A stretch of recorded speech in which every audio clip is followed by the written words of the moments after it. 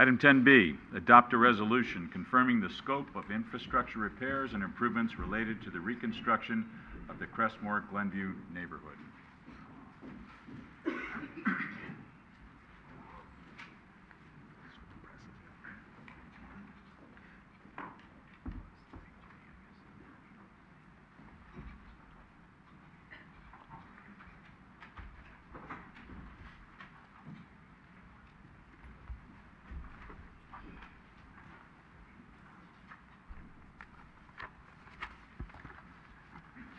Good evening, Mr. Mayor and members of the council.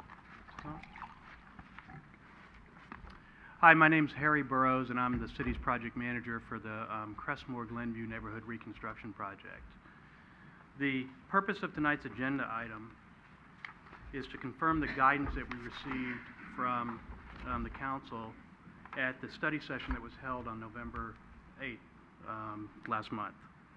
The recommendations that we're going to discuss here tonight, that we also discussed at the study session, are framed by two basic policy questions.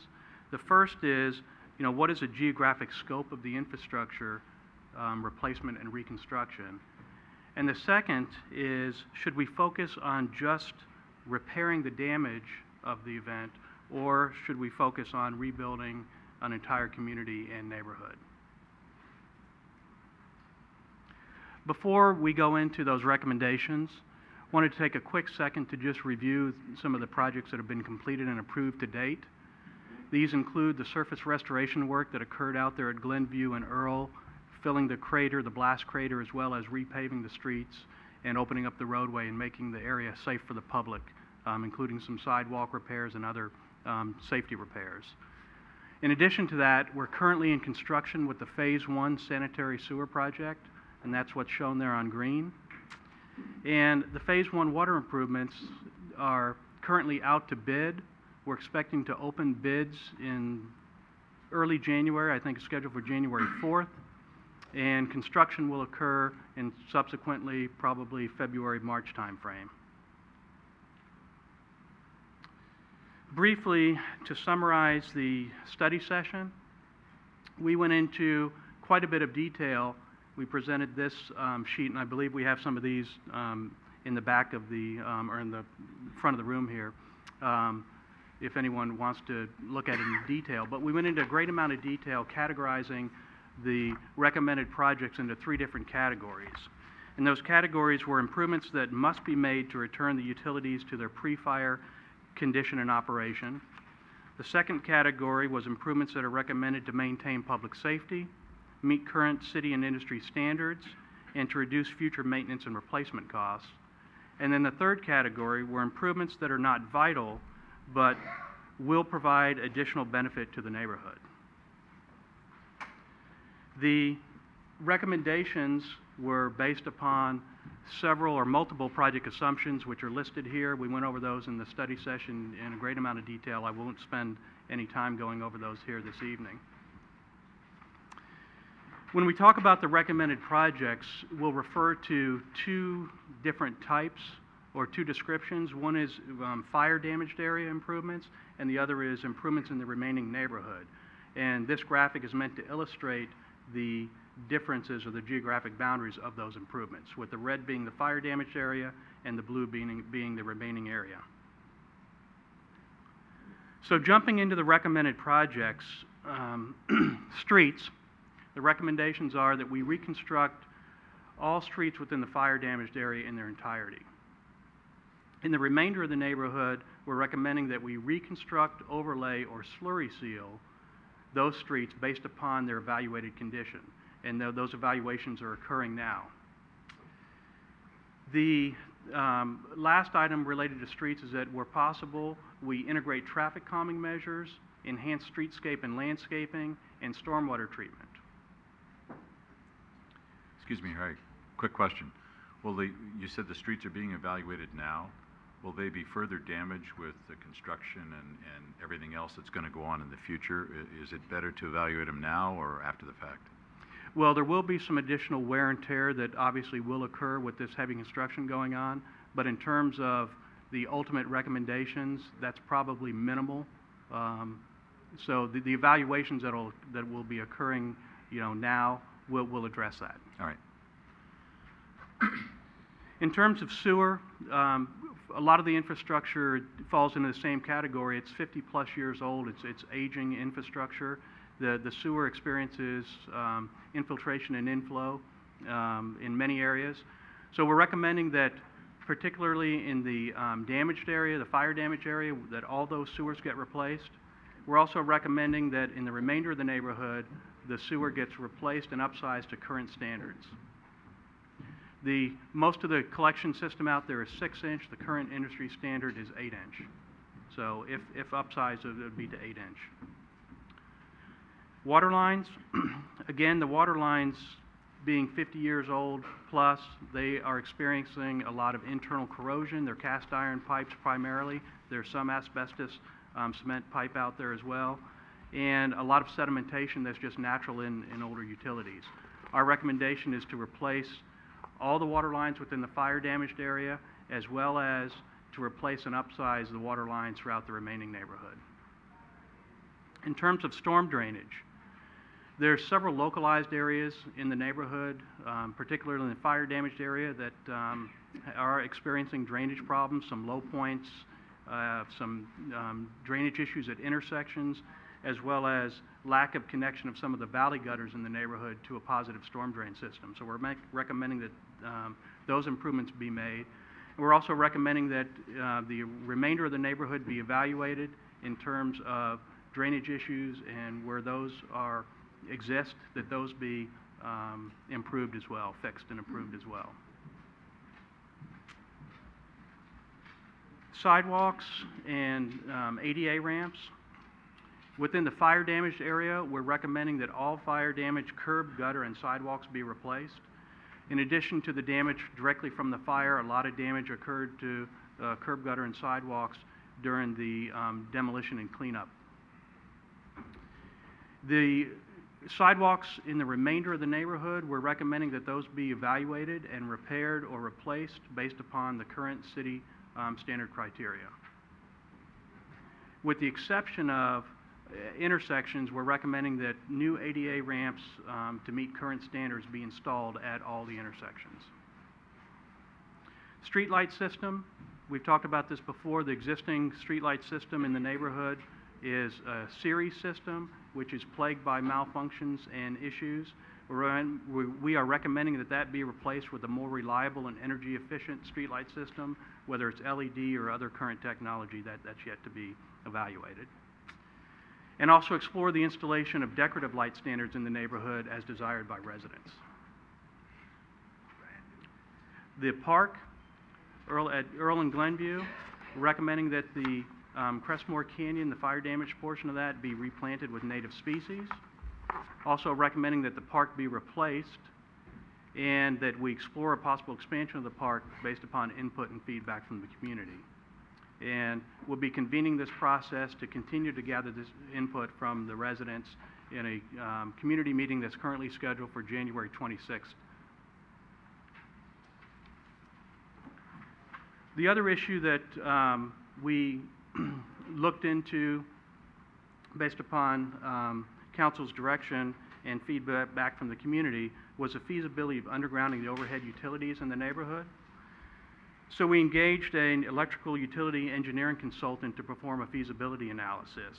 And the results of that analysis are that while commendable in theory, undergrounding the utilities in the neighborhood does have many feasibility challenges.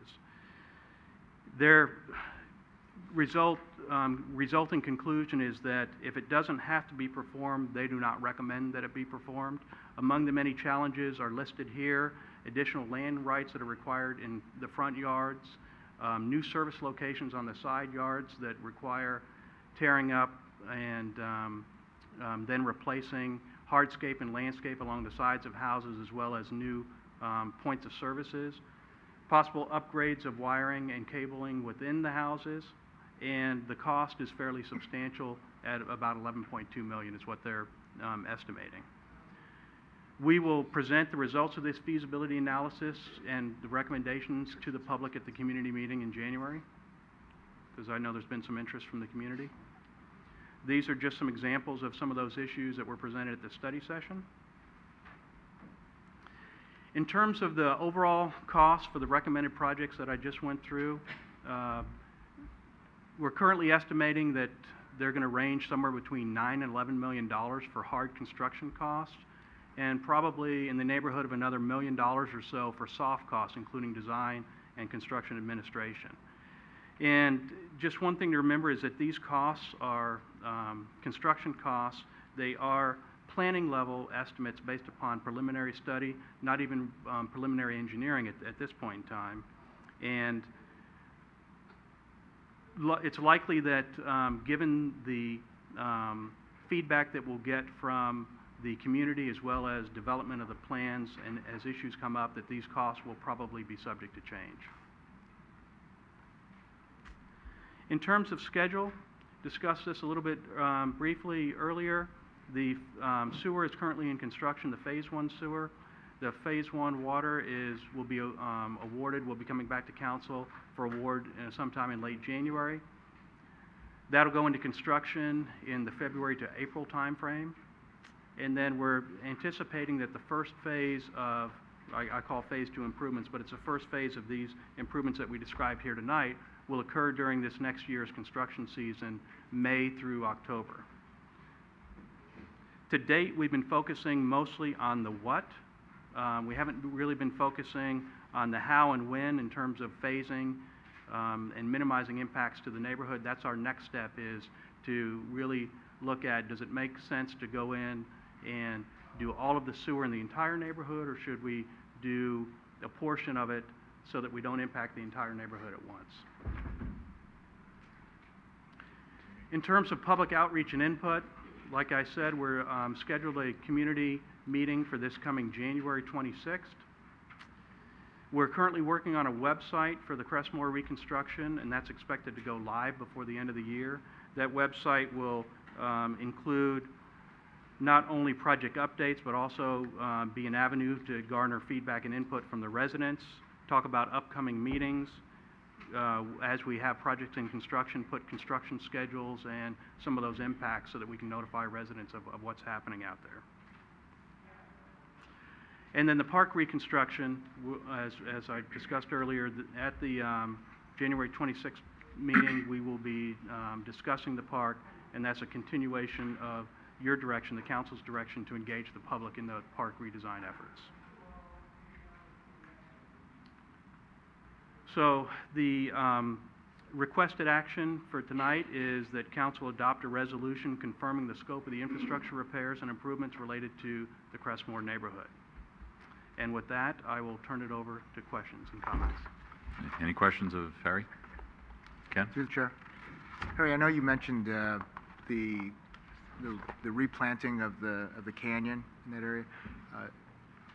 Are we doing everything that we could possibly do to protect that canyon and foresee, erosion and any other drainage problems, or any, even, I guess, fire safety issues? Are we doing everything we can? Yeah, and that's an excellent question.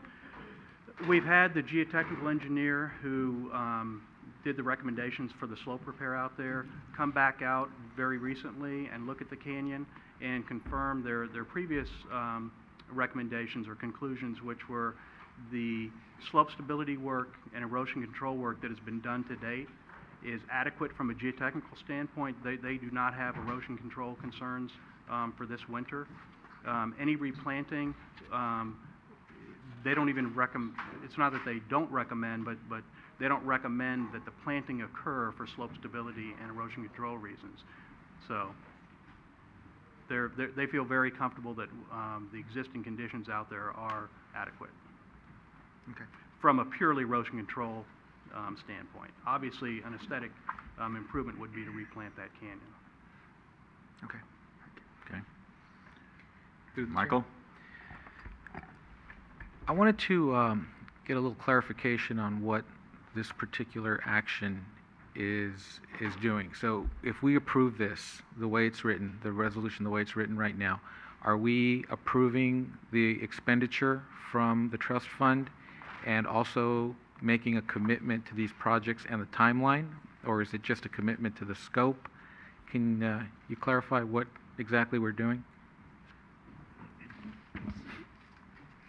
If the City Council acts to adopt the resolution tonight, you would be confirming the direction that the City Council provided at the study session a month ago, which was to proceed with the scope of the project as outlined in the report tonight.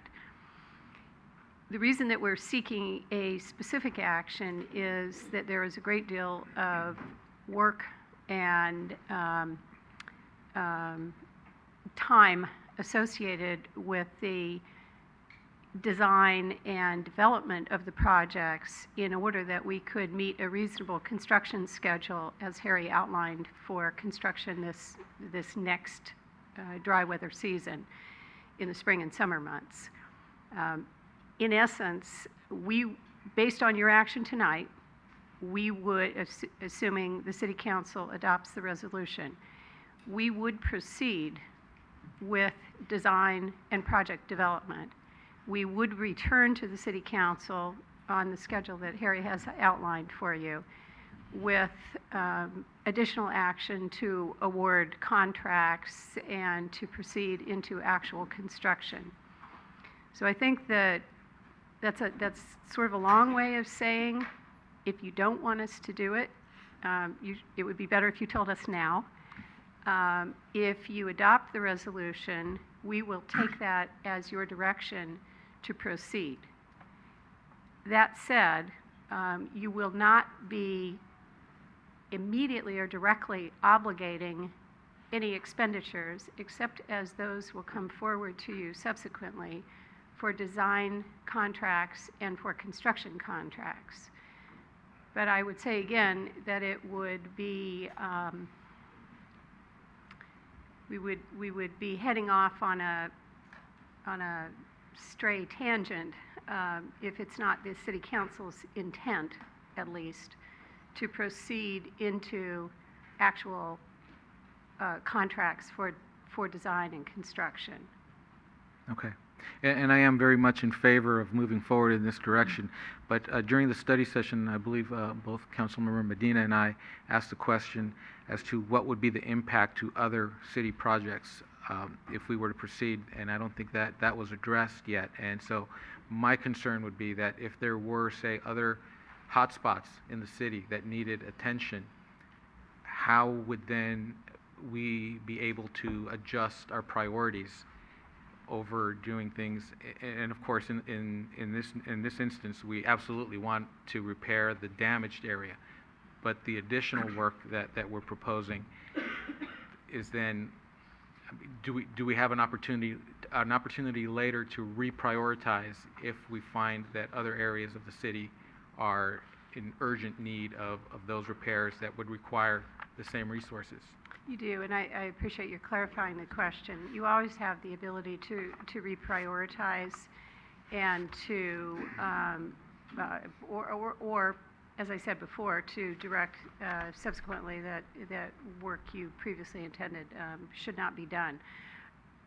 I would indicate, first of all, that literally ever since the explosion and the fire, the city staff has continuously been under the press of an extraordinarily expanded workload to deal with not just the planning and development of the infrastructure construction repair projects, but the very, very large number of explosion and recovery related issues. And it is directly the reason that we've brought Harry Burrows on as a contract employee to manage the workload associated with the Glenview reconstruction. It is, to the extent necessary, it is our intent to continue to advise the City Council where there is a need to provide additional resources in order to allow the concurrent continuation of City Council priorities. But I do understand the council's comment and question, and I think it is an important topic for us to take up in a more broad-based discussion over the next couple of months, so that, in essence, we can develop an appropriate strategy for getting all of these things done at the same time. Okay, thank you. Questions? Any other questions, comments? We've been looking forward to this for a long time. I know it just takes time. Unfortunately, it can't get done soon enough, but I think tonight, hopefully with the passage of this resolution, we'll establish the parameters to actually put some shovels in the ground and get it rebuilt. We're looking forward to it. So, action by the City Council?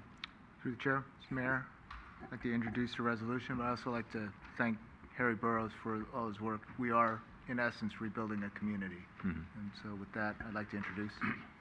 Vice Mayor Ibarra. Aye. Councilmember O'Connell. Aye. Councilmember Salazar. Aye. Councilmember Medina. Aye. Mayor Ruane. Aye.